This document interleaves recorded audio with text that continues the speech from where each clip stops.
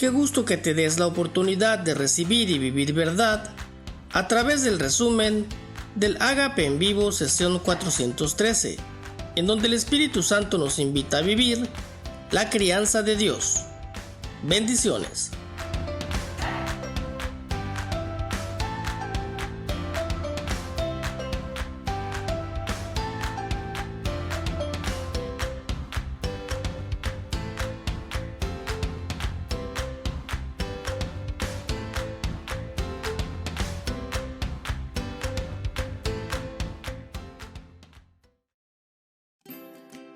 Abba solo cría a quien Él engendra.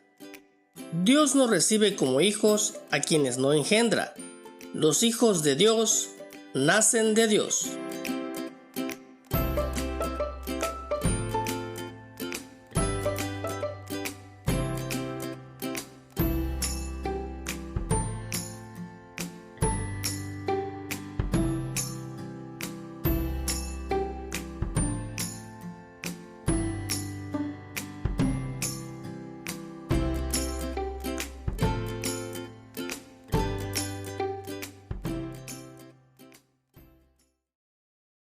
El mundo no habla del planeta Tierra. Toda mención en la escritura del mundo habla del ámbito humano, diabólico, porque no los puede separar. El género humano existe por la corrupción que Adán y Eva aceptaron al rechazar el lugar que se les había concedido como imagen viviente de Dios para adquirir la ciencia del bien y del mal por sí mismos, bajo engaño. Y entonces ese ser que se corrompió de su primer estado, esa pareja, son los progenitores de esta especie que resultó de esa corrupción en ellos, la raza humana. Dios nos declara en la escritura, Romanos capítulo 5, si el pecado entró al mundo por un hombre, y por el pecado la muerte, y de ahí la muerte pasó a todos los hombres. ¿Sí? Y en 1 Pedro 1 nos dice el Espíritu Santo que de nuestros padres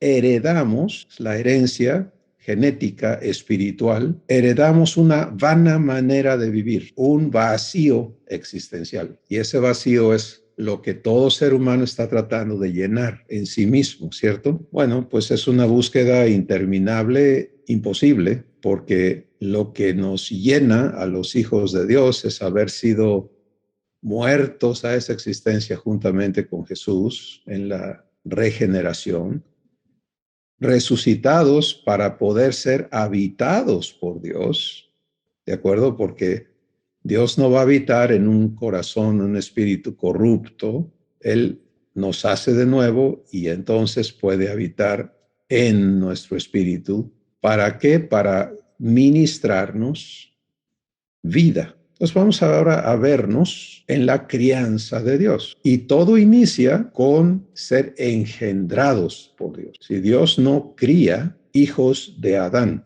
él no tiene bastardos en su familia. Juan 1:13 habla precisamente de la regeneración. Dice, los cuales, los que califican dentro de lo que él declaró en el verso anterior, los cuales no son engendrados ni de linaje de sangre, ni de voluntad de la carne, ni de voluntad de varón.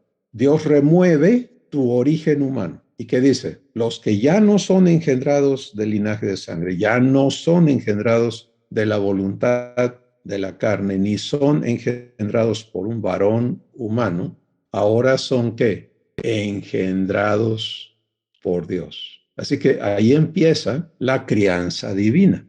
Dios cría a hijos que engendran. El fundamento de mi crianza divina.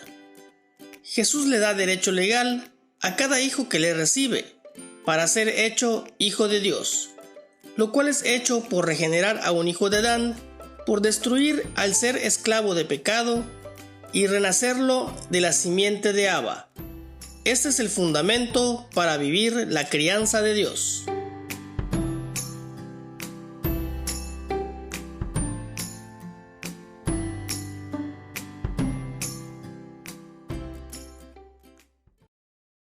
Jesús fue el primero que habló de esto. En Juan capítulo 1, él declara y dice que él vino a lo suyo y los suyos no le recibieron, mas a todos los que le recibieron, él, Jesús, les dio la potestad de ser hechos hijos de Dios. Ahora, muchos de nosotros no hemos conscientemente recibido esa potestad. Recuerda que en todo acto de dar, tiene que haber un acto de ¿qué? De recibir. Y el hijo que se brinca ese paso, pues nunca crece porque no está consciente de que va a vivir un proceso divino, pero en derecho, en calidad de un derechohabiente. Y por eso muchos batallamos en la renovación porque tenemos partes del fundamento de verdad que no hemos recibido. Sí, por lo tanto seguimos queriendo tener una relación con Dios sin derechos. Jesús les da la potestad, el derecho legal de ser hechos hijos de Dios.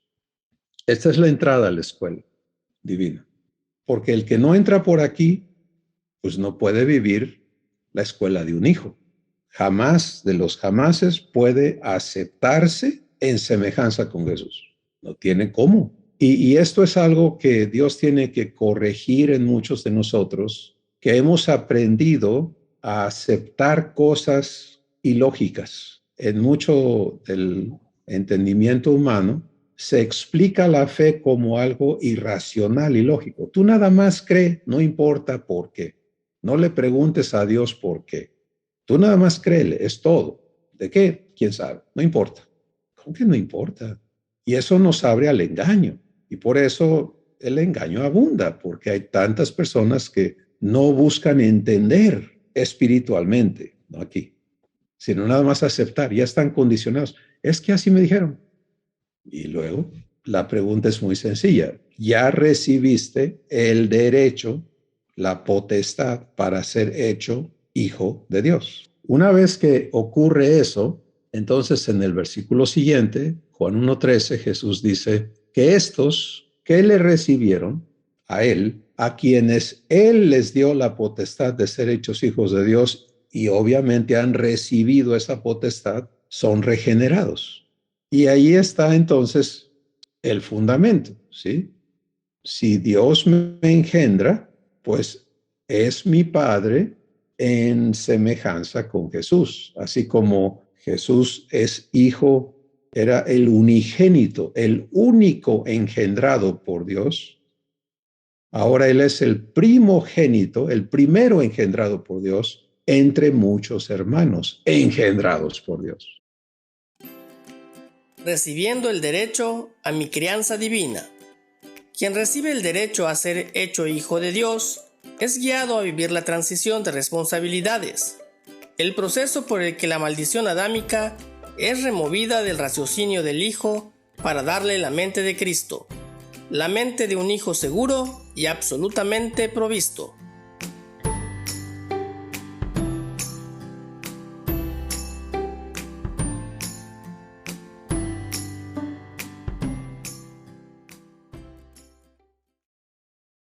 En segunda de Pedro, capítulo 1, declara el Espíritu Santo lo siguiente por medio de Pedro y dice, todo cuanto pertenece a la vida y a la piedad nos ha sido dado por su divino poder mediante el conocimiento de aquel que nos llamó por su gloria y excelencia. O sea, todo nos ha sido dado, pero lo adquieres mediante el conocimiento de Dios. Y ese conocimiento es vivencial, no intelectual. Y luego dice, por medio de las cuales todas estas cosas nos han sido dadas preciosas y grandísimas promesas. ¿Qué quiere decir eso? Que todo lo que te ha sido dado está comprometido, está dado en forma de promesas. El carácter de una promesa es que vale tanto como el que lo promete, ¿cierto? Si la persona que promete es un mentiroso, pues ¿cuánto vale su promesa? Pero cuando Dios promete y Él es todopoderoso, entonces ¿cuánto vale esa promesa? Pues es absoluta. Pues fíjate que todo cuanto pertenece a la vida y a la piedad te ha sido dado por su divino poder, la capacidad que Dios tiene para hacer las cosas y mediante enormes y grandísimas promesas. Y eso habla no solamente de la calidad del compromiso, pero también de la dinámica que vive una promesa, porque una promesa tiene que ser expresada, ¿no? Para que la otra persona se informe, pues tiene que haber una comunicación del compromiso. Pero si eso que se comunica no es recibido, toda acción de dar tiene que ser que tiene que tener una acción de recepción. Si eso que es dado no es recibido, pues ahí se rompe. No va a haber cómo cumplirla. La promesa que vive esos pasos, Dios ya la escribió en la Biblia, está bien, pero en la Biblia a ti no te hace nada. Está allí, es un depósito, es un banco, pero el albacea de tu herencia es el Espíritu Santo. Y por eso, Efesios capítulo 1, el día que creíste a la buena noticia, el Evangelio de Dios para ti, fuiste sellado con el Espíritu Santo de la promesa, el cual te es dado en garantía de que Dios te va a entregar toda la herencia que ahora tienes derecho porque has sido engendrado por él. Por eso es que el Espíritu Santo es el responsable de guiarte a toda verdad, porque todo eso ya está comprometido, pero hasta que no se te comunique a tu espíritu y tú vivas el proceso de recibirlo, mientras el heredero es niño, ¿qué pasa? ¿Qué le pasa? En nada difiere del esclavo, aunque ya es señor de todo. Aprendiendo a ejercer mi derecho de crianza divina. Para vivir la crianza divina, cada hijo hemos de aprender a vivir ejerciendo el derecho que por gracia hemos recibido. Vivir la crianza que permite que Abba le crezca a la plenitud de Jesús.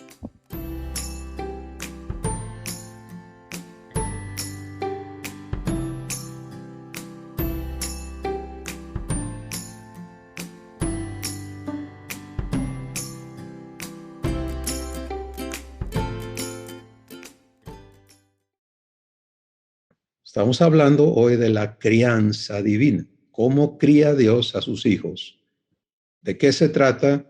Una vez que Él te engendra, es de llevarte a la plenitud de Jesús. ¿Cómo lo hace? Por medio de preciosas y grandísimas promesas, para que por ellas cada uno de nosotros vivamos participación en la naturaleza divina, participantes en la naturaleza divina. ¿Por qué ese término? Dios nunca se equivoca en sus vocablos. Participar quiere decir que tú estás siendo hecho parte. Y cuando dice en la naturaleza divina, está hablando de quién Dios es. Participar de lo que Dios es. ¿Y qué es Dios? Dios es amor. Dios es paz. Dios es justicia. Dios es verdad. Dios es fiel. Por eso hay fe, porque fe nos conecta a su fidelidad, etcétera. Las 12 virtudes que conjuntan la vida divina, lo que Dios es. Participar en la naturaleza divina quiere decir que eres hecho parte de quien Dios es. ¿Qué tal? Eso es una existencia maravillosa, porque aquí no se está hablando de que tú logres un cierto grado de esto, de aquello, por esfuerzo, por estudio, por tarararara, sino que tú te integres así de fácil, así de directo, a quien Dios es. No hay otro medio, o vivimos el proceso de verdad o sencillamente no vamos a participar de la naturaleza divina. Supongamos que el diseño de Dios, en lugar de llevarnos por las 3 etapas de la salvación, que es redención, regeneración y renovación, hubiera sido nada más redención y regeneración, y ya naciste de nuevo y ¡pum!, ya entras de lleno a vivir todo lo divino en directo. En un instante, tú estarías en la plenitud de Cristo. ¿Por qué no? Porque eso te convertiría en un esclavo divino, lo cual es imposible. O sea, tú no participarías, tú estarías obligado. Si deseas vivir lo que este resumen te presenta, permítele al Espíritu Santo mostrarte cómo, en el contenido completo de este ágape, haciendo clic al enlace del video señalado por la flecha. No te olvides de compartir este video, de suscribirte a nuestro canal y de hacerle clic en la campanita para recibir los avisos de nuestros nuevos videos. ¡Bendiciones!